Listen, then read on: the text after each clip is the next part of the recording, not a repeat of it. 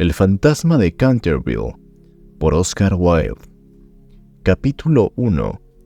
Cuando Mr. Hiram B. Otis, ministro de los Estados Unidos de América, compró Canterville Chase, todo el mundo le dijo que cometía una gran locura, porque la finca estaba embrujada. Hasta el mismo Lord Canterville, como hombre de la más escrupulosa honradez, se creyó en el deber de participárselo a Mr. Otis, cuando llegaron a discutir las condiciones. «Nosotros mismos», dijo Lord Canterville, «nos hemos resistido en absoluto a vivir en ese sitio desde la época en que mi tía abuela, la duquesa de Bolton, tuvo un ataque de nervios, del que nunca se repuso por completo, motivado por el espanto que experimentó al sentir que las manos de un esqueleto se posaban sobre sus hombros, estando vistiéndose para cenar. Me creo en el deber de decirle, Mr. Otis, que el fantasma ha sido visto por varios miembros de mi familia, que viven actualmente, así como por el rector de la parroquia, el reverendo Augusto Dampier, agregado del King's College de Oxford. Después del trágico accidente ocurrido con la duquesa, ninguna de las doncellas quiso quedarse en casa, y Lady Canterville no pudo ya conciliar el sueño a causa de los ruidos misteriosos que llegaban del comedor y de la biblioteca. «Milord», respondió el ministro, «también me quedaré con los muebles y el fantasma bajo inventario. Llego de un país moderno, en el que podemos tener todo en cuanto dinero es capaz de proporcionar.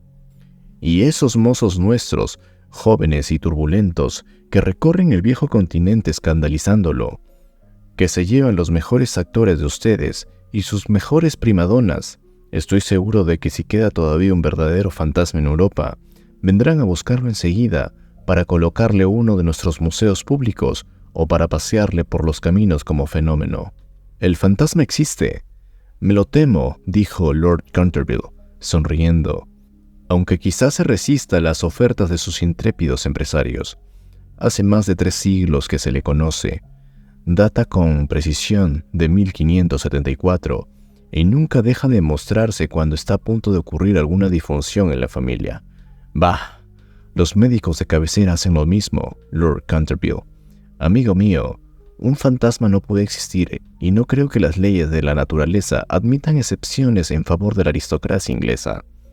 Realmente», dijo Lord Canterville, que no acababa de comprender la última observación de Mr. Otis, «ustedes son muy sencillos en América. Ahora bien, si le gusta a usted tener un fantasma en casa, mejor que mejor. Acuérdese únicamente que yo le previne».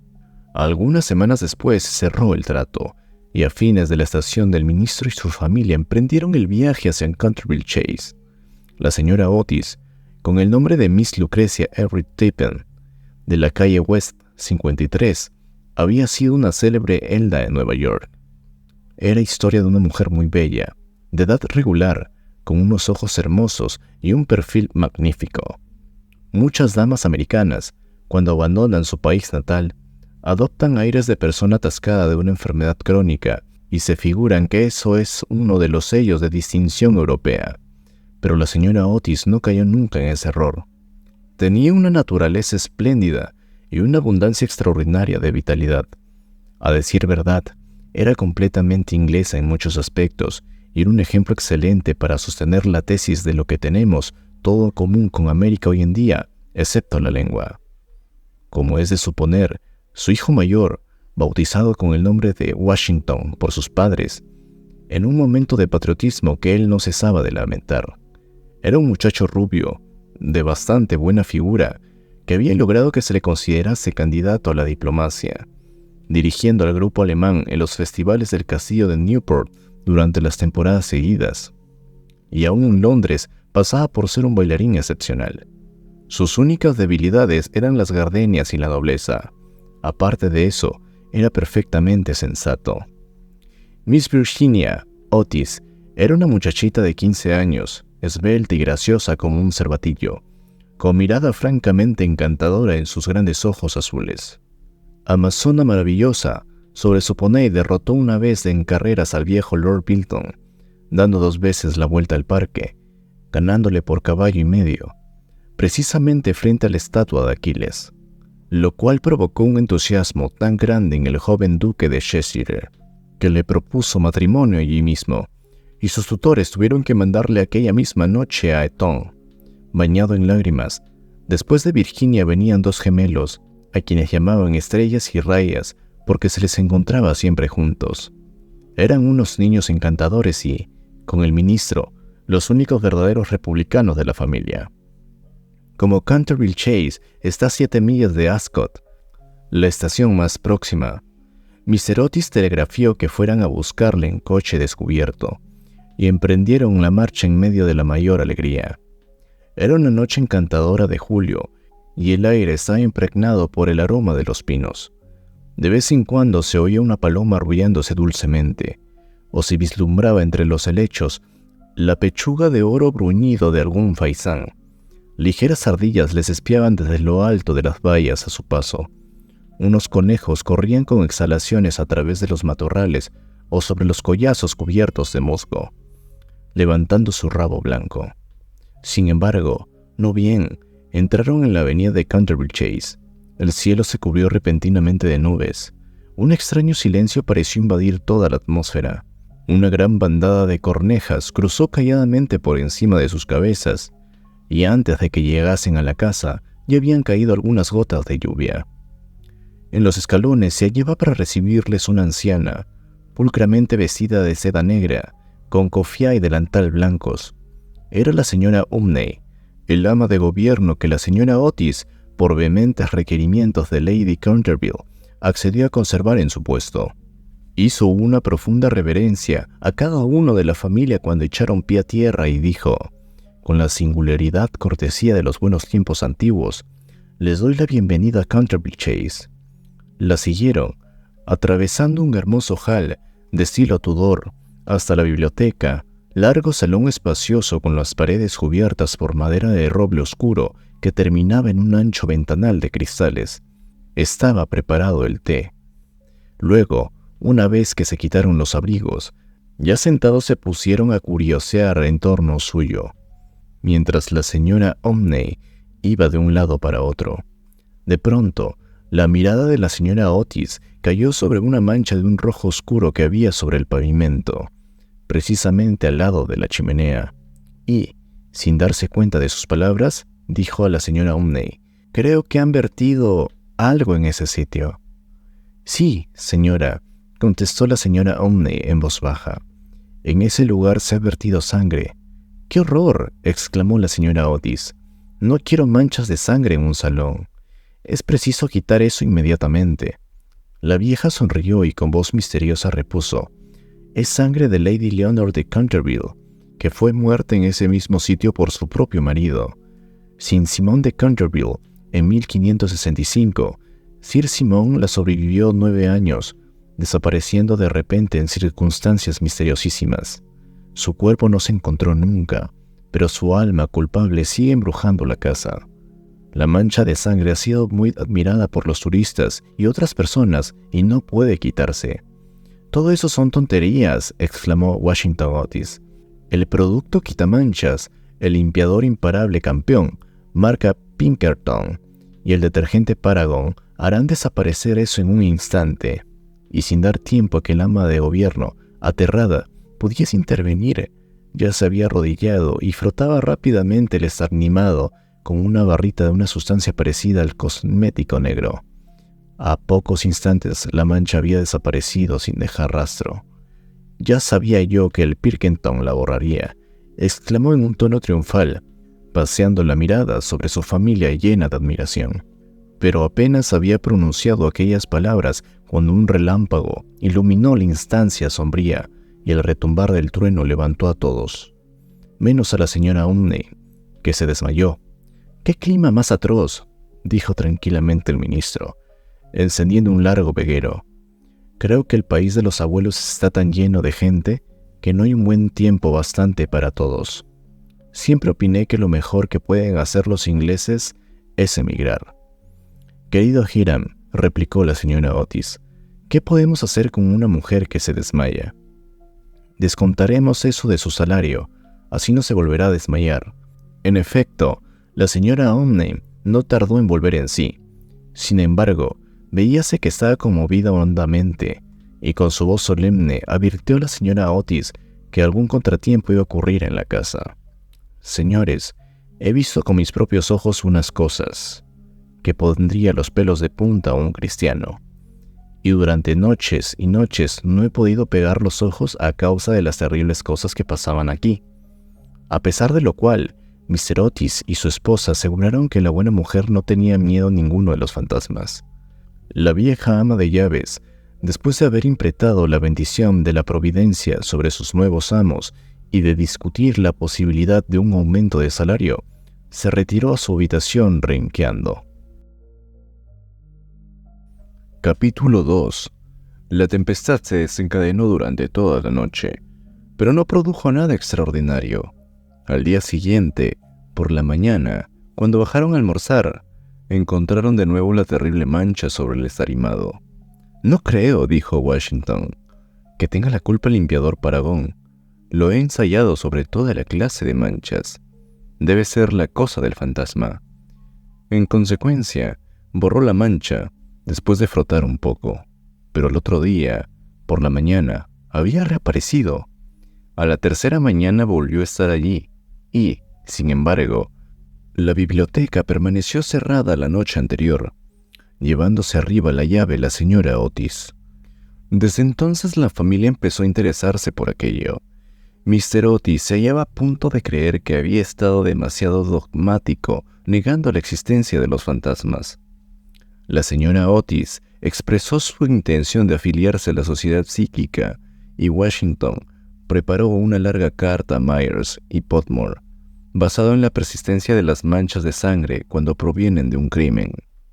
Aquella noche disipó las dudas sobre la existencia objetiva de los fantasmas. La familia había aprovechado la frescura de la tarde para dar un paseo en coche. Regresaron a las 9, tomando una ligera cena. La conversación no recayó en ni un momento sobre los fantasmas, de manera que faltaban hasta las condiciones más elementales de espera y de receptibilidad que preceden tan a menudo a los fenómenos psíquicos. Los asuntos que discutieron, por lo que luego he sabido que la señora Otis, fueron simplemente los habituales en la conversación de los americanos cultos que pertenecen a las clases elevadas, como, por ejemplo, la inmensa superioridad de Miss Fanny Davenport sobre Sarah Bernhardt como actriz, la dificultad de encontrar maíz verde, galletas de trigo sarraceno y el hominy aún en las mejores casas. Inglesas, claro está, la importancia de Boston en el desenvolvimiento del alma universal. Las ventajas del sistema que consiste en anotar los equipajes de los viajeros y la dulzura del acento neoyorquino, comparado con el dejo de Londres. No se trató para nada de lo sobrenatural. No se hizo ni la menor alusión indirecta a Sir Simon de Canterville. A las 11 la familia se retiró y a las 11:30 estaban apagadas todas las luces. Poco después, Mr. Otis se despertó con un ruido singular en el corredor, fuera de su habitación. Parecía un ruido de hierros viejos y se acercaba cada vez más. Se levantó en el acto, encendió la luz y miró la hora. Era la 1 en punto. Mr. Otis estaba perfectamente tranquilo. Se tomó el pulso y no lo encontró nada alterado. El ruido extraño continuaba, el mismo que se oía claramente el sonar de unos pasos. Mr. Otis se posó las zapatillas, cogió una aceitera alargada de su tocador y abrió la puerta. Y vio frente a él, en el pálido claro de luna, a un viejo de aspecto terrible. Sus ojos parecían carbones encendidos. Una larga cabellera gris en mechones revueltos sobre sus hombros. Sus ropas, de corte anticuado, estaban manchadas y en jirones. De sus muñecas y de sus tobillos colgaban unas pesadas cadenas y unos grilletes herrumbrosos. «Mi distinguido señor», dijo Mr. Otis, «permítame que le ruega vivamente que engrase esas cadenas. Le he traído para ello el engrasador Tamaris Sol naciente. Dicen que es eficacísimo y que basta una sola aplicación. En la etiqueta hay varios certificados de nuestros adivinos más ilustres que dan fe de ello. Voy a dejársela aquí, al lado de las velas, y tendré un verdadero placer en proporcionarle más, si así lo desea. Dicho lo cual, el ministro de los Estados Unidos dejó la aceitera sobre la mesa de mármol, cerró la puerta y se volvió a meter a su cama. El fantasma de Canterville permaneció algunos minutos inmóvil de indignación. Después tiró, lleno de rabia, la aceitera contra el suelo encerado y huyó por el corredor. Lanzaba gruñidos cavernosos y despidiendo una extraña luz verde. Sin embargo, cuando llegaba a la gran escalera de roble, se abrió de repente una puerta. Aparecieron dos siluetas infantiles, vestidas de blanco, y una voluminosa almohada le rozó la cabeza. Evidentemente, no había tiempo que perder.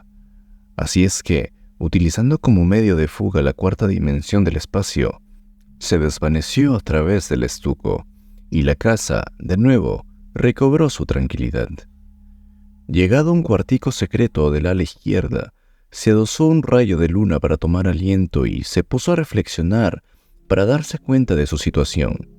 Jamás en toda su brillante carrera, que duraba ya 300 años, fue injuriado tan groseramente. Se acordó de la duquesa viuda, en quien provocó una crisis de terror cuando estaba mirándose en el espejo. Cubierta de brillantes y de encales, de las 4 doncellas a quienes había enloquecido, produciéndoles convulsiones histéricas solo con hacerles visajes entre las cortinas de una de las habitaciones destinadas a invitados. Del rector de la parroquia, cuya vela apagó de un soplo cuando volvía el buen señor de la biblioteca a una hora avanzada, y que desde entonces tuvo que estar bajo el cuidado de Sir William Gough, convencido del mártir de toda clase de alteraciones nerviosas. De la vieja señora de Tremouillac, que, al despertarse al amanecer y descubrir un esqueleto sentado en un sillón, al lado de la lumbre, entretenido en leer su diario, tuvo que guardar cama durante 6 meses, víctima de un ataque cerebral. Una vez curada, se reconcilió con la iglesia y rompió sus relaciones con el señalado escéptico Voltaire.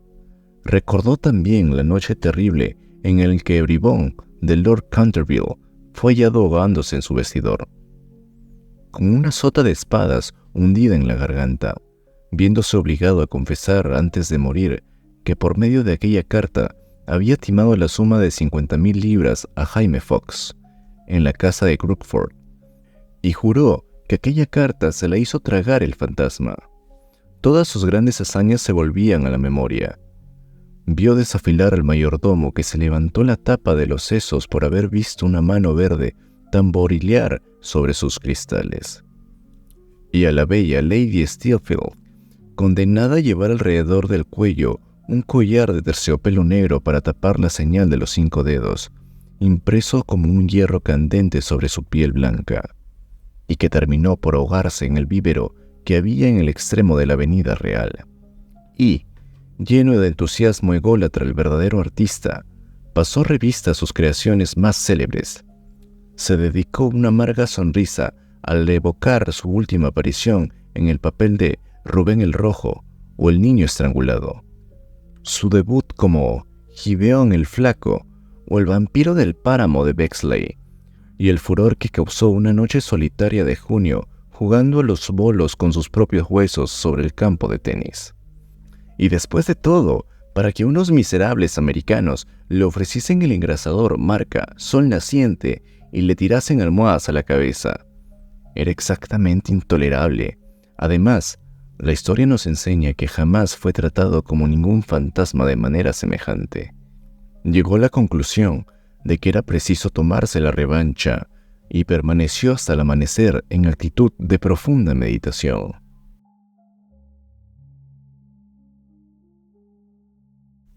Capítulo 3. Cuando la mañana siguiente la familia Otis se reunió para el desayuno, la conversación sobre el fantasma fue extensa. El ministro de los Estados Unidos estaba, como era natural, un poco ofendido al ver que su ofrecimiento no había sido aceptado.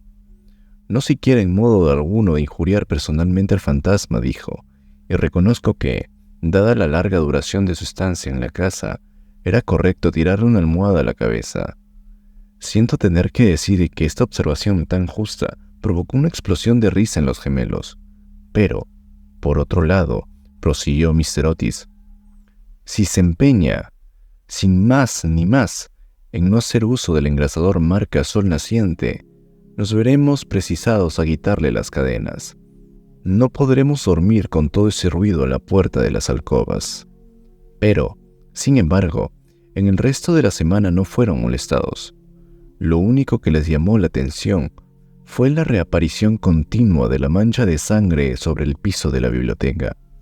Era realmente muy extraño, ya que la señora Otis cerraba la puerta con llave por la noche y las ventanas permanecían con las rejas cerradas. Los cambios de color que sufrían la mancha, comparables a los de un camaleón, produjeron también frecuentes comentarios en la familia. Una mañana era de un rojo índigo oscuro, otras veces era vermellón, luego de una púrpura intenso, y un día, cuando bajaron a rezar, según los ritos sencillos de la libre Iglesia Episcopal Reformada de América, la encontraron de un hermoso verde esmeralda.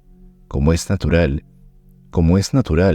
estos cambios calidoscópicos divirtieron grandemente a la reunión y hacíanse apuestas todas las noches con entera tranquilidad. La única persona que no tomó parte en la broma fue la joven Virginia, por razones ignoradas. Sentíase siempre impresionada ante la mancha de sangre y estuvo a punto de llorar la mañana que apareció verde esmeralda. La segunda aparición del fantasma fue un domingo por la noche. Al poco tiempo de estar todos acostados, les alarmó un enorme entrépido que se oyó en el hall. Bajaron apresuradamente y se encontraron con que era una armadura completa que se había desprendido de su soporte, cayendo sobre las losas. Mientras, sentado en un sillón del alto respaldo, el fantasma de Canterville se restregaba las rodillas, con una expresión de agudo dolor sobre su rostro. Los gemelos, que se habían provistos de sus cerbatanas, le lanzaron inmediatamente 2 proyectiles, con esa seguridad de puntería que solo se adquiere a la fuerza de una larga y cuidadosa práctica sobre un profesor de caligrafía. Mientras tanto, el ministro de los Estados Unidos mantenía el fantasma bajo la amenaza de su revólver y, conforme a la etiqueta californiana, le animaba a levantar los brazos. El fantasma se alzó bruscamente, lanzando un grito de furor salvaje, y pasó en medio de ellos como una nube, apagando de paso la vela de Washington Otis y dejándoles a todos en la mayor oscuridad. Cuando llegó a lo alto de la escalera, una vez dueño de sí, se decidió a lanzar su célebre repique de carcajadas satánicas. Contaba la gente que aquello hizo enarmecer en una sola noche el peluquín de Lord Rucker, y que 3 veces sucesivas, amas de llaves francesas dejaron su empleo antes de terminar el primer mes. Por consiguiente, lanzó su carcajada más horrible, despertando paulatinamente los ecos de las antiguas bóvedas, pero al extinguirse, se abrió una puerta y apareció, vestida de azul claro, la señora Otis. «Me temo», dijo la dama, «que esté usted indispuesto y aquí le traigo un frasco de la tintura del Dr. Dobell. Si se trata de una indigestión, podrá comprobar que este es un remedio excelente». El fantasma la miró con ojos flameantes de furor y se creyó en el deber de metamorfosearse en un gran perro negro. Era un truco que le había dado una reputación merecidísima, y la cual atribuía al médico de la familia la idiotez incurable del tío Lord Canterville, el honorable Thomas Horton. Pero un ruido de pasos que se acercaba le hizo vacilar en su cruel determinación y se contentó con volverse un poco fosforescente. Enseguida se desvaneció, después de lanzar un gemido sepulcral, porque los gemelos iban a darle alcance. Una vez en su habitación, sintióse destrozado, presa de la agitación más violenta. La ordinariez de los gemelos, el grosero materialismo de la señora Otis, todo aquello realmente resultaba vejatorio, pero lo que más le humillaba era no tener las fuerzas para llevar una armadura. Contaba con hacer impresión aún en unos americanos modernos, hacerles estremecer a la vista de un espectro acorazado, sino ya, por motivos razonables, al menor por diferencia su poeta nacional, Longfellow, cuyas poesías, delicadas y atrayentes, le habían ayudado con frecuencia a matar el tiempo mientras los Canterville estaban en Londres. Además, era su propia armadura, la llevó con éxito en el torneo de Kenilworth, siendo felicitado calurosamente por la reina virgen en persona. Pero cuando quiso ponérsela, quedó aplastado por completo con el peso enorme de la coraza y del yelmo de acero, y se desplomó pesadamente sobre las losas de piedra, despellejándose las rodillas y contusionándose la muñeca derecha. Durante varios días estuvo malísimo y no pudo salir de su morada más que lo necesario para mantener en buen estado la mancha de sangre. No obstante, a fuerza de cuidados acabó por restablecerse y decidió hacer una tercera tentativa para aterrorizar al ministro de los Estados Unidos y a su familia. Eligió para su reaparición en escena el viernes 17 de agosto, consagrando gran parte del día a pasar revista a sus trajes. Su lección recayó al fin en un sombrero de ala levantada por un lado y caída por el otro, con una pluma roja, en un sudario deshilachado de las mangas y del cuello, y, por último, en un puñal mohoso. Al atardecer estalló una gran tormenta. El viento era tan fuerte que sacudía y cerraba violentamente las puertas y ventanas de su vetusta casa. Realmente aquel era el tiempo que le convenía. He aquí lo que podía hacer. Iría sigilosamente a la habitación de Washington Otis. Le musitaría unas frases ininteligibles, quedándose al pie de la cama, y le hundiría 3 veces seguidas el puñal en la garganta, a los sones de la música apagada.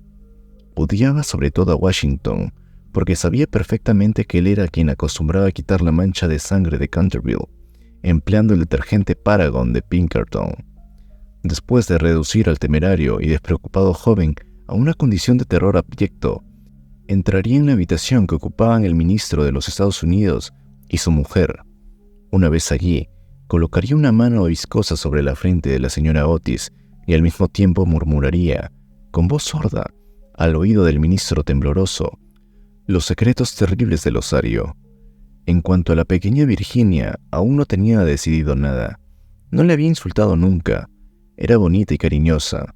Unos cuantos gruñidos sordos que saliesen del armario le parecían más que suficientes, y si no bastaban para despertarla, llegaría hasta tirarle la puntita de la nariz con sus dedos rígidos por la parálisis.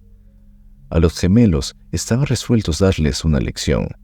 Lo primero que haría sería sentarse sobre sus pechos, con objeto de producirles la sensación de la pesadilla. Luego, aprovechando que sus camas estaban muy juntas, se alzaría en el espacio libre entre ellas, con el aspecto de un cadáver verde y frío como el hielo, hasta que se quedasen paralizados de terror. Enseguida, tirando bruscamente su sudario, daría la vuelta al dormitorio en 4 patas, como un esqueleto blanqueado por el tiempo, moviendo el globo de un solo ojo en su órbita, como el personaje de Daniel el Mudo o el esqueleto del suicida, papel en el cual hizo un gran efecto en varias ocasiones. Creía estar bien en este, como en otro papel de Martín el Demente o el Misterio Enmascarado. A las 10:30 oyó subir a la familia a acostarse. Durante algunos instantes le inquietaron las estrepitosas carcajadas de los gemelos, que se divertían indudablemente, con su loca alegría de colegiales, antes de meterse en la cama. Pero las 11:15 quedó nuevamente en silencio, y cuando sonaron las 12 se puso en camino. La lechuza chocaba contra los cristales de la ventana. El cuervo graznaba en el hueco de un tejo centenario y el viento gemía vagando alrededor de la casa, como alma en pena, pero la familia Otis dormía, sin sospechar la suerte que le esperaba.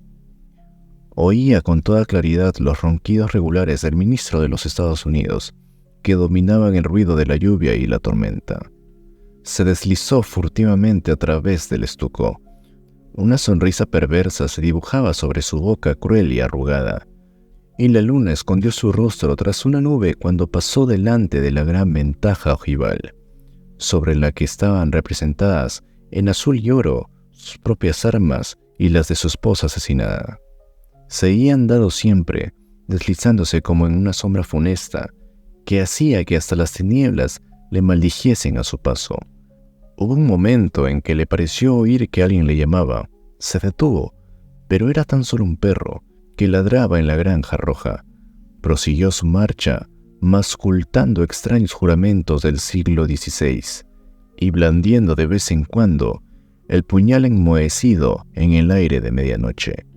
Por fin llegó a la esquina del pasillo que conducía a la habitación del infortunado Washington. Allí hizo una breve parada. El viento agitaba en torno de su cabeza sus largos mechones grises y ceñía en pliegues grotescos y fantásticos el horror indecible del fúnebre sudario. Sonó entonces el cuarto en el reloj. Comprendió que había llegado el momento. Con una risa maligna, dio la vuelta al ángulo del corredor. Pero apenas lo hizo, retrocedió lanzando un gemido lastimero de terror y escondiendo su cara lívida entre sus largas manos huesudas. Frente a él había un horrible espectro, inmóvil como una estatua, monstruoso como la pesadilla de un demente. Tenía la cabeza pelada y reluciente, faz redonda, carnosa y blanca, una risa horrorosa que parecía retorcer sus rasgos en una mueca eterna. Por los ojos brotaba oleadas de una luz escarlata. La boca semejaba un ancho pozo de fuego y una vestidura horrible, como la de él, como la del mismo Simón, envolvía con su nieve silenciosa aquella forma gigantesca. Sobre el pecho llevaba colgado un cartel con la inscripción en extraños caracteres antiguos. Quizá era un rótulo infamante, donde estaban escritos delitos espantosos, una terrible lista de crímenes. Tenía, por último, en su mano derecha una cimitarra de acero resplandeciente. Como no había visto nunca fantasma aquel día, sintió un pánico terrible, y después de lanzar rápidamente una segunda mirada sobre el espantoso fantasma, regresó a su habitación, enredándose los pies en el sudario que le envolvía. Cruzó la galería corriendo y acabó por dejar caer el puñal enmohecido en las botas de montar del ministro, donde lo encontró el mayordomo al día siguiente. Una vez refugiado en su retiro, se desplomó sobre un reducido catre de tijera, tapándose la cabeza con las sábanas. Pero al cabo de un momento, el valor indomable de los antiguos Canterville se despertó en él, y tomó la resolución de hablar con el otro fantasma en cuanto amaneciese. Por consiguiente, no bien el alba plateó las colinas con su luz, volvió al sitio en que había visto por primera vez al horroroso fantasma. Pensaba que, después de todo, 2 fantasmas valían más que uno solo, y con su ayuda de su nuevo amigo, podría contender victoriosamente con los gemelos. Pero cuando llegó al sitio fue para encontrarse en presencia de un espectáculo terrible. Algo le sucedía indudablemente al espectro, porque la luz había desaparecido por completo de sus órbitas. La cimitarra centellante, deslizándose de su mano, estaba recostada sobre la pared en una actitud forzada e incómoda. Simón se precipitó hacia adelante y le cogió en sus brazos, pero cuál no sería su terror viendo desprenderse la cabeza y rodar por el suelo, mientras el cuerpo tomaba la posición supina, y notó que abrazaba una cortina blanca de algodón grueso y que yacían a sus pies una escoba, un machete de cocina y una calabaza vacía.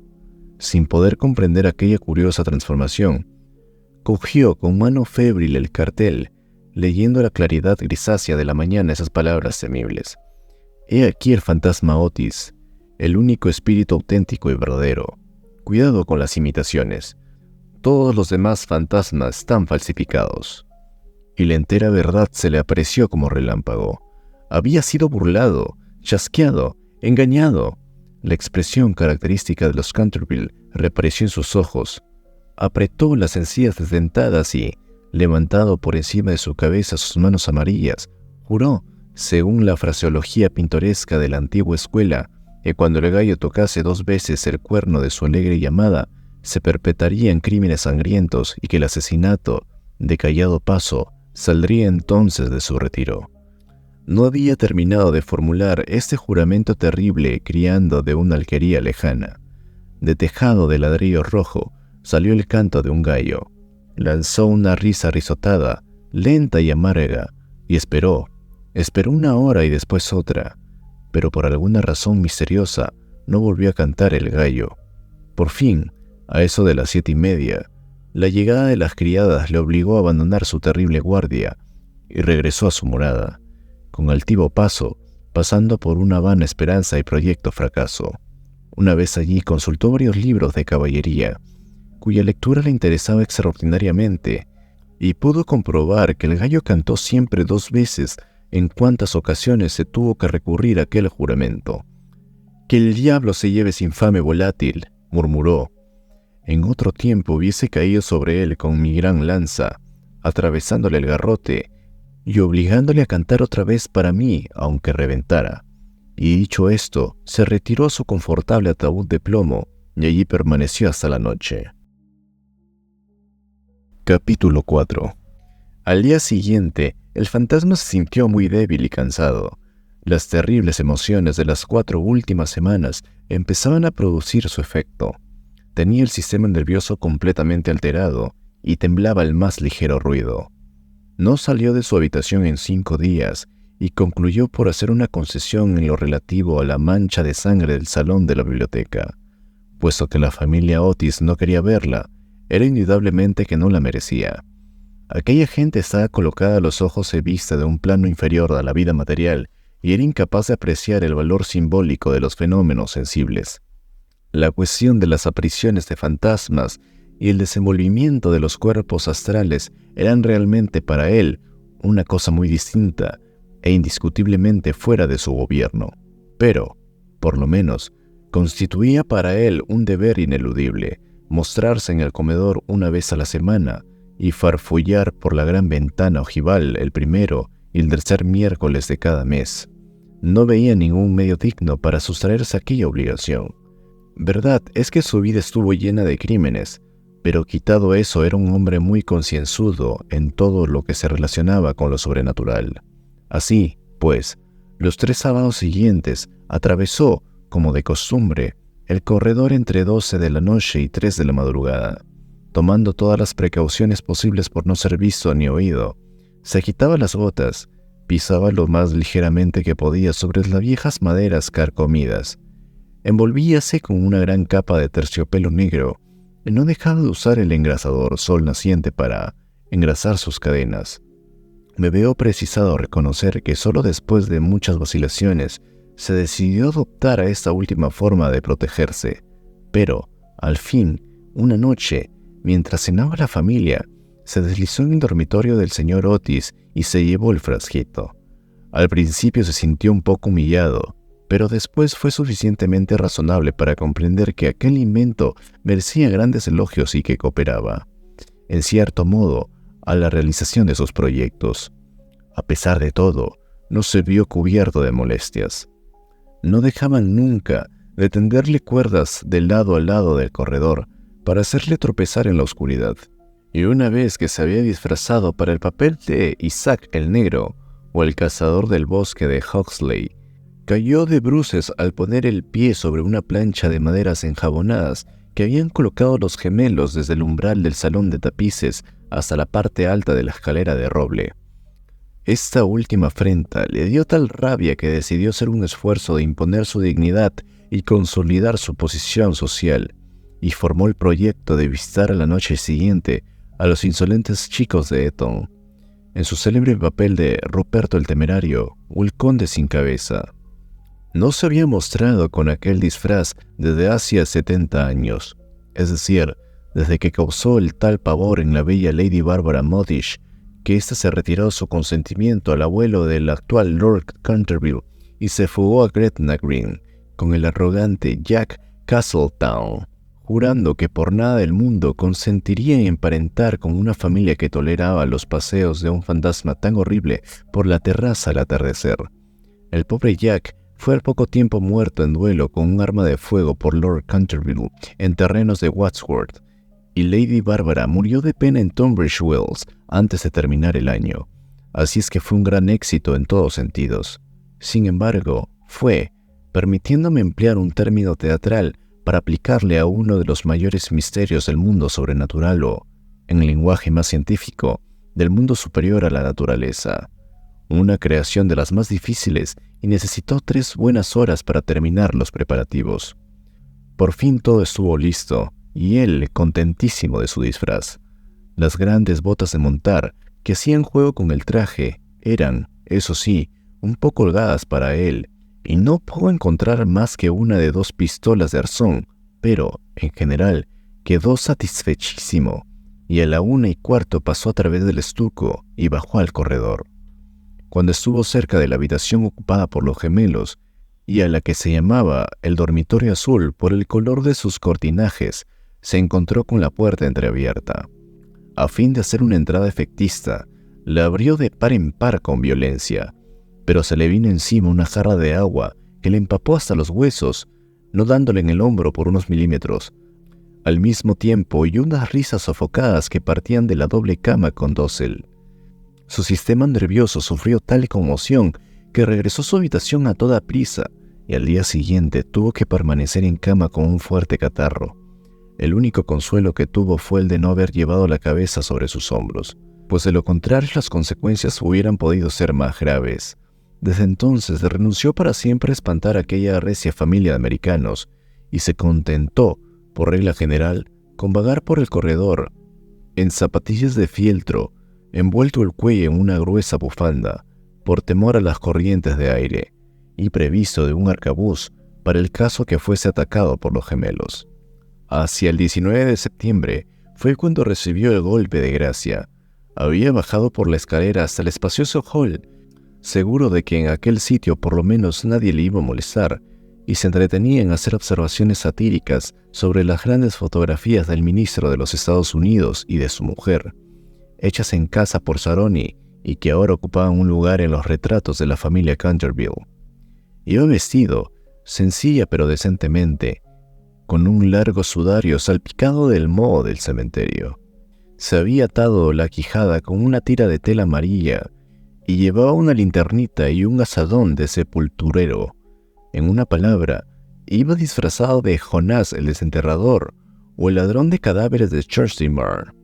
Era una de sus creaciones más notables y de la que gustaban recuerdos, con más motivo, los Canterville, ya que fue la verdadera causa de su riña con Lord Rufford, vecino suyo. Serían próximamente las 2:15 de la madrugada, y a su juicio no se movía nadie en la casa, pero cuando se dirigía tranquilamente hacia la biblioteca para ver lo que quedaba de la mancha de sangre, se abalanzaron hacia él desde un rincón sombrío 2 siluetas agitando locamente los brazos sobre sus cabezas mientras gritaban a su oído «¡Oh, oh, oh!». Lleno de pánico, cosa muy natural en aquellas circunstancias, se precipitó hacia la escalera, pero entonces se encontró frente a Washington Otis, que le esperaba armado con la gran regadera del jardín, de tal modo que, cercado por sus enemigos, casi acorralado, tuvo que evaporarse en la gran estufa de hierro colado, que felizmente para él no estaba encendida, y abrirse paso hasta sus habitaciones por entre los cañones de las chimeneas. Llegando a su refugio en el lamentable estado en que lo pusieron, la agitación, el hollín y la desesperación. Desde aquella noche no volvió a vérsele nunca en las expediciones nocturnas. Los gemelos se quedaron muchas veces en acecho para sorprenderle, sembrando de cáscaras de nuez los corredores todas las noches, con gran enojo de sus padres y de los criados, pero fue inútil. Su amor propio estaba profundamente herido sin duda, y no quería mostrarse. En vista de ello, Mr. Otis reanudó de nuevo el trabajo en su gran obra sobre la historia del Partido Demócrata, obra que había empezado 3 años antes. La señora Otis organizó un clam bake extraordinario, que dejó muy impresionados a todos los de la comarca. Los niños se dedicaron a jugar a la barra, al escarté, al póker y a otros juegos típicos de América. Virginia dio paseos a caballos por caminos y veredas, en compañía del duque de Cheshire, que se hallaba en Canterville pasando su última semana de vacaciones. Todo el mundo se figuraba que el fantasma había desaparecido, y en consecuencia, Mr. Otis escribió una carta a Lord Canterville para comunicárselo, y recibió en contestación otra carta en la que éste le testimoniaba el placer que le producía la noticia y enviaba sus más sinceras felicitaciones a la digna esposa del ministro. Pero los Otis se equivocaban. El fantasma seguía en la casa, y aunque se hallaba muy delicado, no estaba dispuesto a retirarse, sobre todo después de saber que figuraba entre los invitados el duque de Cheshire, cuyo tío, Lord Francis Stilton, apostó unas 100,000 guineas con el coronel Carbury, a que jugaría a los dados con el fantasma de Canterville. A la mañana siguiente, se encontraron a Lord Stilton tendido sobre el suelo del salón de juego en un estado de parálisis tal que, a pesar de la edad avanzada que alcanzó, no pudo ya nunca pronunciar una palabra más que esta. ¡6 dobles! Esta historia era muy conocida en su tiempo, aunque, en atención a los sentimientos de las dos familias, se hiciera todo lo posible por ocultarla. Y existe un relato detallado de todo lo referente a ella en el tomo 3 de las memorias de Lord Little sobre el príncipe regente y sus amigos. Desde entonces, el fantasma deseaba vehemente probar que no había perdido su influencia sobre los Stilton, con los que además estaba emparentado, pues una prima hermana suya se casó en secondes nocés con el señor de Bulkeley, del que descienden en línea directa, como todo el mundo sabe, los duques de Cheshire. Por consiguiente, hizo sus preparativos para mostrarle al joven enamorado de Virginia en su famoso papel del fraile el vampiro y el Benedicto sin sangre. Era un espectáculo tan espantoso que cuando la vieja Lady Sturtop se le vio representar, es decir, la víspera de Año Nuevo de 1764, empezó a lanzar chillidos agudos que le provocaron un fuerte ataque de apoplejía y su fallecimiento al cabo de 3 días, no sin que desheredara antes a los Canterville, que eran sus parientes más cercanos, y legase todo su dinero a su farmacéutico de Londres. Pero, a última hora, el terror que le inspiraban los gemelos le retuvo en su habitación, y el joven duque durmió tranquilo en el gran lecho con dosel coronado en plumas del dormitorio real, soñando con Virginia. Capítulo 5. Unos días después, Virginia y su adorador de cabello rizado dieron un paseo a caballo por los prados de Brockley, paseo en el que ella se desgarró su vestido de amazona al saltar un seto, y de vuelta a su casa, entró por la escalera de detrás para que no la viesen. Al pasar corriendo delante de la puerta del salón de tapices, que estaba abierta de par en par, le pareció ver a alguien adentro. Pensó que sería la doncella de su madre, que iba con frecuencia a trabajar a esa habitación. Asomó la cabeza para encargarle que le cosiese el vestido, pero con gran sorpresa suya, quien estaba allí era el fantasma de Canterville en persona. Estaba sentado junto a la ventana, contemplando las hojas doradas, que danzaban en el aire, desprendidas de los árboles amarillentos, y las hojas bermejas que bailaban locamente a lo largo de la gran avenida. Tenía la cabeza apoyada en una mano, y toda su actitud revelaba el desaliento más profundo. Realmente presentaba un aspecto tan desamparado, tan abatido, que la pequeña Virginia, en vez de ceder a su primer impulso, fue a echar a correr y encerrarse en su cuarto. Se sintió llena de compasión y se decidió a ir a consolarle. Tenía la muchacha un paso tan ligero y él una melancolía tan honda que no se dio cuenta de su presencia hasta que le habló. «Lo he sentido mucho por usted», dijo, «pero mis hermanos regresan mañana a Eton y entonces, si se porta usted bien, nadie le atormentará». «Es absurdo pedirme que me porte bien», le respondió, contemplándose estupefacto a la jovencita que tenía la audacia de dirigirle la palabra. «Perfectamente inconcebible. Me es necesario arrastrar mis cadenas, gruñir a través de las cerraduras y deambular en la noche. Si a eso a lo que se refiere, le diré que todo ello es la única razón de mi existencia. Esa no es una razón para vivir molestando a la gente. En sus tiempos fue usted muy malo. ¿Sabe? La señora Omney nos contó el mismo día que llegamos que usted mató a su esposa». «Sí, lo reconozco», respondió petulante el fantasma, «pero fue un asunto de familia que a nadie le importa». «Está muy mal eso de matar a alguien», replicó Virginia, que a veces adoptaba una dulce actitud puritana, heredada posiblemente de algunos de sus antepasados de la Nueva Inglaterra. «Oh, detesto la pamplona severidad de la ética abstracta. Mi querida esposa era muy poco agraciada y simplona. Nunca pudo almidorar bien mis puños y no sabía nada de cocina. Vea usted, un día casé un magnífico cervatillo en los bosques de Hogley, un espléndido gamo. ¿Y sabe usted cómo me lo sirvió en la mesa? Bueno, eso ahora no importa, ya pasó. Pero sin embargo, no hallo nada bien que sus hermanos me dejasen morir de hambre, aunque yo lo hubiese matado». «¿Le dejaron morir de hambre? Ay, señor fantasma, quiero decir, don Simón, ¿tiene usted hambre? Tengo un sándwich en mi costurero, ¿no lo quiere?» «No, gracias, ahora ya no necesito comer». pero de todas maneras, es usted muy amable. Es usted mucho más fina y atenta que el resto de su familia, que es tan ordinaria, horrorosa, vulgar, y que se conducen como bandoleros. ¡Basta!, exclamó Virginia, dando con el pie en el suelo. El brutal, horrible y ordinario es usted. En cuanto a lo bandolero y ladrón, usted bien sabe que me ha robado las pinturas de mi caja para restaurar esa ridícula mancha de sangre en la biblioteca. Primero me robó los rojos, incluyendo el vermellón, y ya no pude seguir pintando las puestas del sol. Después se llevó el verde esmeralda y el amarillo cromo. Y por último, no me ha quedado nada más que el azul añil y el blanco de China, de manera que solo puedo pintar escenas de claro de luna, que siempre son tristes y nada fáciles de pintar. Nunca lo acusé, aunque ello me hacía sentir furiosa, y todo resultaba grotesco, porque ¿quién ha oído decir que exista la sangre de color verde esmeralda? Bueno, en verdad, dijo el fantasma, con cierta dulzura, ¿qué iba yo a hacer? Es dificilísimo en los tiempos actuales agenciarse sangre de verdad, y ya que su hermano empezó todo ello con el detergente Paragon, no veo por qué no iba yo a usar sus colores para defenderme. En cuanto al tono, es cuestión de gusto.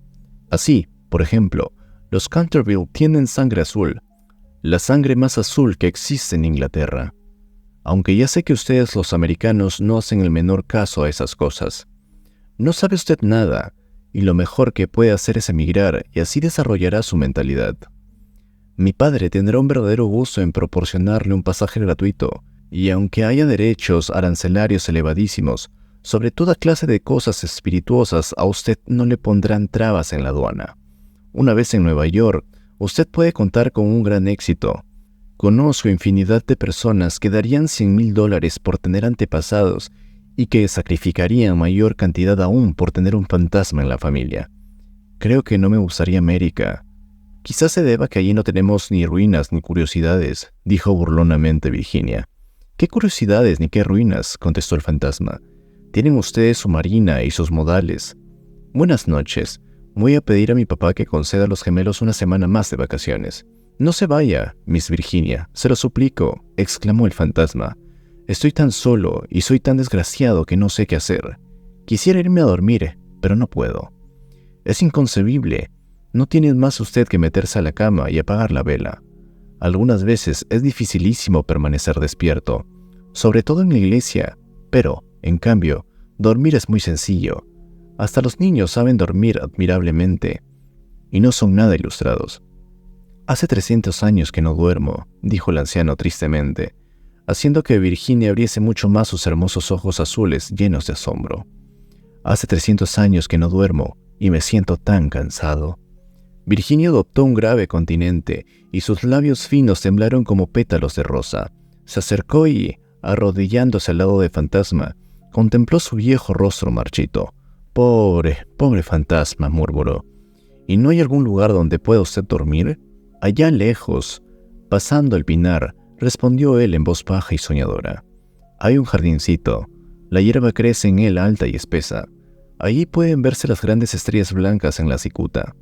Allí el ruiseñor canta toda la noche, y la luna de cristal gélido deja caer su mirada, y el tejo extiende sus brazos de gigante sobre los durmientes. Los ojos de Virginia se empañaron de lágrimas y ocultó la cara entre sus manos. ¿Se refiere usted al jardín de la muerte?, murmuró. Sí, de la muerte. La muerte debe ser hermosa. Descansar en la blanda tierra oscura, mientras las hierbas se balancean encima de nuestra cabeza. Escuchar el silencio. No tener ni ayer ni mañana. Olvidarse del tiempo y los males de la vida. Quedar en paz. Usted puede ayudarme. Usted puede abrirme el portal de la morada de la muerte, porque el amor le acompaña a usted siempre, y el amor es más fuerte que la muerte. Virginia tembló. Un estremecimiento helado recorrió todo su ser, y durante unos instantes hubo un gran silencio. Parecíale vivir en un sueño terrible. Entonces el fantasma habló de nuevo, con una voz que resonaba como los suspiros del viento. ¿Ha leído usted alguna vez la antigua profecía que hay sobre las vidrieras de la biblioteca? Oh, muchas veces, exclamó la muchacha levantando la voz. La conozco muy bien. Está pintada con unas curiosas letras negras y se lee con dificultad. No tiene más que estos 6 versos. Cuando una joven rubia, logra hacer brotar una oración de los labios del pecador. Cuando el almendro estéril dé fruto y un pequeño deje de correr su llanto, entonces toda la casa quedará tranquila y volverá la paz a Canterville. Pero no sé lo que significan. Significan que tiene usted que llorar conmigo mis pecados, porque no tengo lágrimas, y tiene que usted rezar conmigo por mi alma, porque no tengo fe.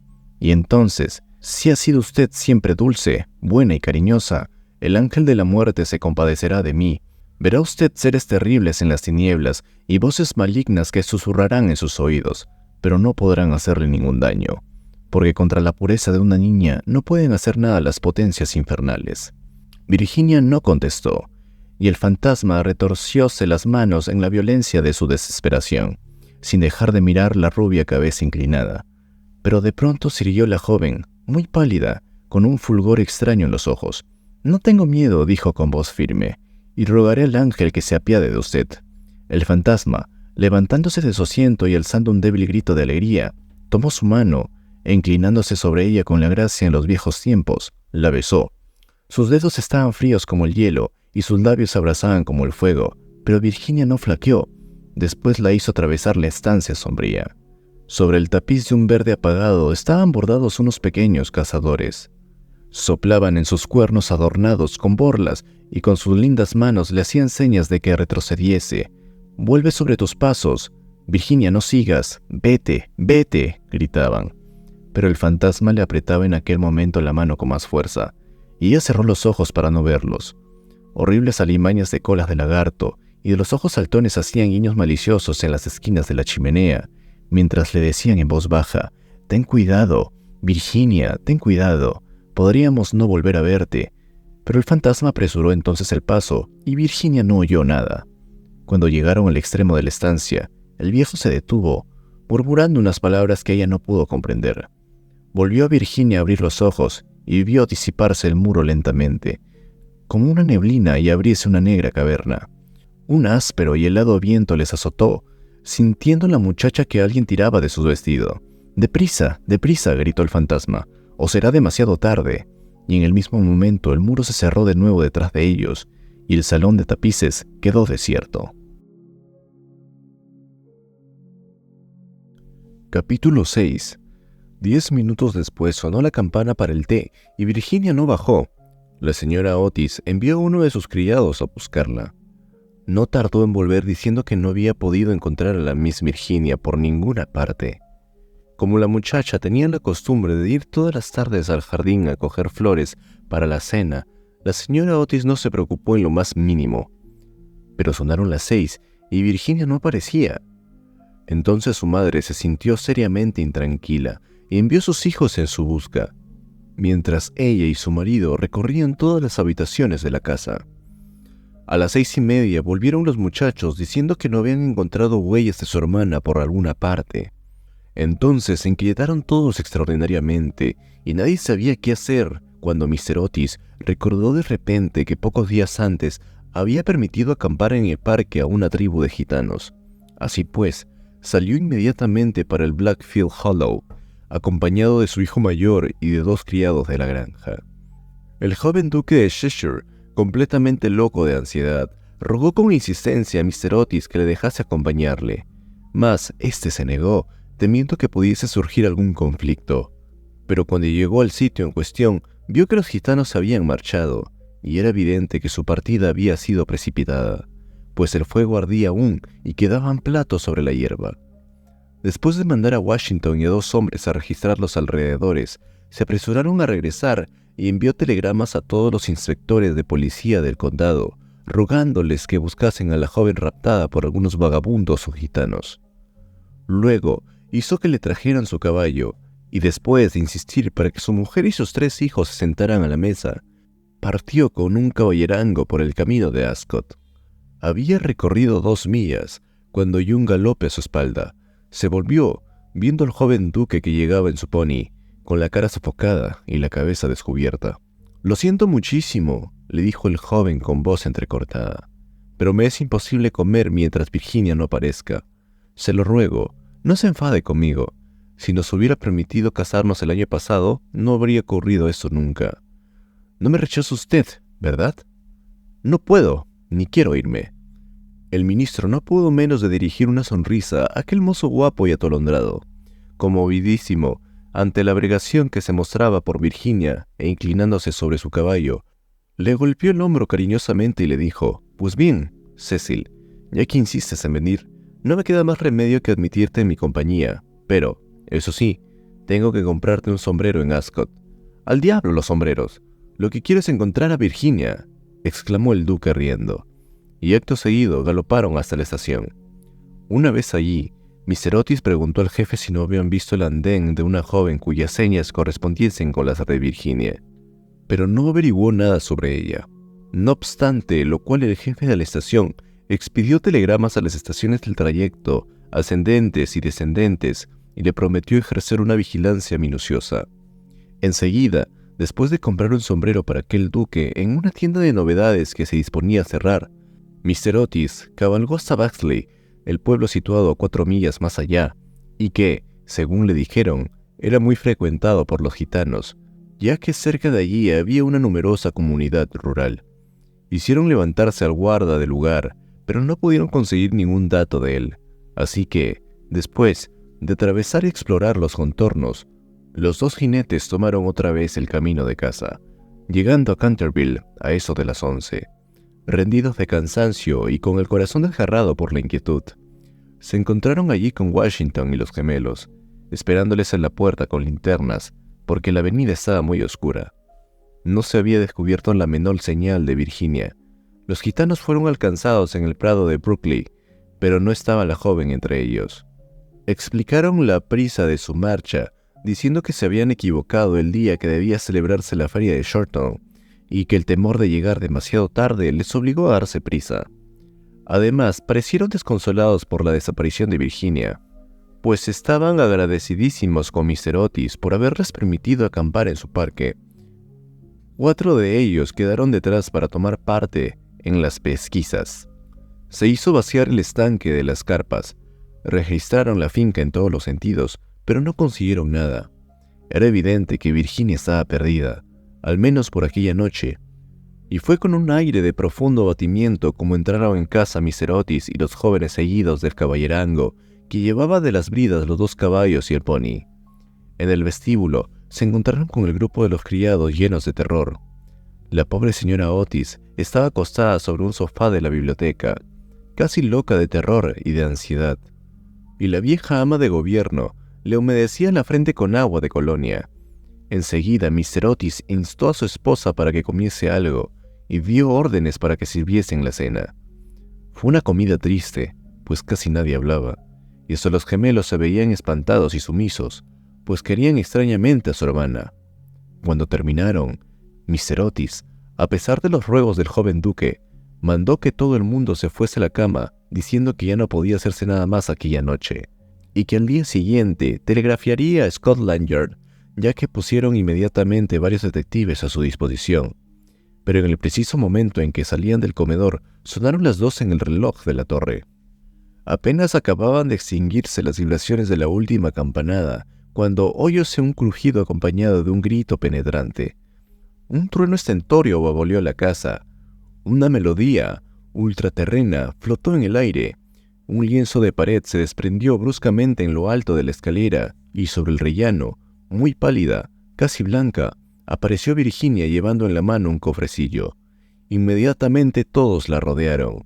La señora Otis la estrechó apasionadamente entre sus brazos. El duque casi se ahogó en sus besos, apasionados, y los gemelos ejecutaron una danza de guerra salvaje alrededor del grupo. «¡Por Dios, hija! ¿Dónde estabas?», dijo Mr. Otis, bastante enfadado, creyendo que les había querido dar una broma pesada. «Cecil y yo hemos recorrido toda la comarca en busca tuya, y tu madre ha estado a punto de morirse de espanto. No vuelvas a dar bromas de ese género a nadie». «Menos al fantasma, gritaron los gemelos continuando sus brincos. «Hija mía querida, gracias a Dios que te hemos encontrado. Ya no nos volveremos a separar», murmuraba la señora Otis besando a la muchacha, toda trémula y acariciando sus cabellos de oro que se veían despeinados. «Papá», dijo dulcemente Virginia, «estaba con el fantasma. Ha muerto ya. es preciso que vayáis a verle. Fue muy malo, pero se ha arrepentido sinceramente de todo lo que había hecho y antes de morir me ha dado esta caja de joyas. Toda la familia la contempló muda y asombrada, pero ella tenía un aire de circunspecto y muy serio. Enseguida, dando media vuelta, les precedió a través del hueco de la pared y bajaron por un corredor secreto y angosto. Washington le seguía llevando una vela encendida que cogió de la mesa. Por fin, llegaron a la gran puerta de roble con clavos recios y oxidados. Virginia la tocó, y entonces la puerta giró sobre sus goznes enormes y se hallaron en una habitación estrecha y con un bajo techo abovedado, y que tenía una ventanilla enredada junto a una gran argolla de hierro empotrada en el muro, a la cual estaba encadenado, se veía un esqueleto, extendido cuán largo eran sus losas. Parecía cerrar sus dedos descarnados, como intentando llegar a un plato y un cántaro, de forma antigua, colocados de tal forma que no pudiese alcanzarlos. El cántaro había estado lleno de agua indudablemente, pues tenía en su interior tapizado un moho verde. Sobre el plato no quedaba más que polvo. Virginia, arrodillada junto al esqueleto y, uniendo sus finas manos, comenzó a rezar en silencio, mientras la familia contemplaba con asombro la horrible tragedia, cuyo secreto se les acababa de revelar. «¡Oigan!», exclamó de pronto uno de los gemelos, que había ido a mirar la ventanita queriendo adivinar qué hacía al lado del edificio aquella habitación. «¡Oigan! El antiguo almendro, que estaba seco, ha florecido. Se ven admirablemente las flores de la luz de la luna. Dios le ha perdonado», dijo gravemente Virginia, levantándose, y un magnífico resplandor parecía iluminar su rostro. «¡Eres un ángel!», exclamó el joven duque, rodeándola al cuello con el brazo y besándola. Capítulo 7. 4 días después de estos curiosos sucesos, a eso de las 11 de la noche, salía un fúnebre cortejo de Canterville House. La carroza iba arrastrada por 8 caballos negros, cada uno de los cuales llevaba adornada la cabeza con un gran penacho de plumas de avestruz, que se inclinaban como saludando. La caja de plomo iba cubierta con un único paño púrpura, sobre el cual estaban bordadas en oro las armas de las Canterville. A cada lado del carro y de los coches marchaban los criados, llevando antorchas encendidas. Toda aquella comitiva tenía un aspecto grandioso e imponente. Lord Canterville presidía el duelo. Había venido del país de Gales expresamente para asistir al entierro y ocupaba el primer coche con la pequeña Virginia. Después iban el ministro de los Estados Unidos y su esposa, y detrás Washington y los 2 muchachos. En el último coche iba la señora Omni. Todo el mundo convino en que después de haber sido aterrorizada por el fantasma por espacio de más de 50 años, tenía realmente derecho a verle desaparecer para siempre. Cavaron una profunda fosa en un rincón del cementerio, precisamente bajo el tejo centenario, y dijo las últimas oraciones, del modo más solemne, el reverendo Augusto Dampier. Una vez terminada la ceremonia, los criados, siguiendo una antigua costumbre establecida en la familia Canterville, apagaron sus antorchas. Luego, al bajar la caja a la fosa, Virginia se adelantó, colocando encima de ella una gran cruz hecha con flores de almendro, blancas y rosadas. En aquel momento salió la luna detrás de una nube e inundó el cementerio con sus rayos de silenciosa plata, y de un bosquecillo cercano se elevó el canto de un ruiseñor. Virginia recordó la descripción que le hizo el fantasma del jardín de la muerte. Sus ojos se llenaron de lágrimas y apenas pronunció una palabra durante el regreso a la casa. A la mañana siguiente, antes que Lord Canterville partiese para la ciudad, la señora Otis conferenció con él respecto de las joyas entregadas por el fantasma a Virginia. Eran magníficas. Había sobre todo un collar de rubíes, en una antigua montura veneciana, que era un espléndido trabajo del siglo XVI, y el conjunto representaba tal cantidad que Mr. Otis sentía grandes escrúpulos en permitir a su hija aceptarlas. «Milord», dijo el ministro, «sé que en ese país el concepto de manos muertas se aplica a lo mismo en objetos menudos que a las tierras, y es evidente, evidentísimo para mí, que estas joyas deben quedar en poder de usted como legado de su familia. Le ruego, por lo tanto, que consienta en llevárselas a Londres, considerándolas simplemente como parte de su herencia que le fue restituida en circunstancias extraordinarias. En cuanto a mi hija, no es más que una chiquilla, y hasta hoy, me complace decirlo, Siente poco interés por las futilezas del lujo superfluo. Es sabido igualmente por la señora Otis, cuya autoridad no es despreciable en cosas de arte. Dicho sea paso, pues ha tenido la suerte de pasar varios inviernos en Boston cuando era una jovencita, que esas piedras preciosas tienen un gran valor monetario y que si se pusieran en venta, producirían una gran suma. En estas circunstancias, Lord Canterville, reconocerá usted, indudablemente, que no puedo permitir que queden en manos de ningún miembro de mi familia. Además de que todas esas baratijas y chucherías y todos esos juguetes, por muy apropiados y necesarios que sean a la dignidad de la aristocracia británica, estarían fuera de lugar entre personas educadas de acuerdo con los severos principios. Según los inmortales principios, pudiera decirse de la sencillez republicana. Quizá me atrevería a decir que Virginia tiene un gran interés en que le deje usted la cajita que encierra esas joyas en recuerdo de las locuras y los infortunios de su antepasado. Y como esa caja ya es muy vieja y, por consiguiente, está muy deteriorada, quizá encuentre usted razonable acoger favorablemente su deseo. En cuanto a mí, confieso que me sorprende grandemente ver a uno de mis hijos demostrar interés por una cosa de la Edad Media, y la única explicación que le encuentro es que Virginia nació en un barrio de Londres, a poco de regresar la señora Otis de una excursión a Atenas.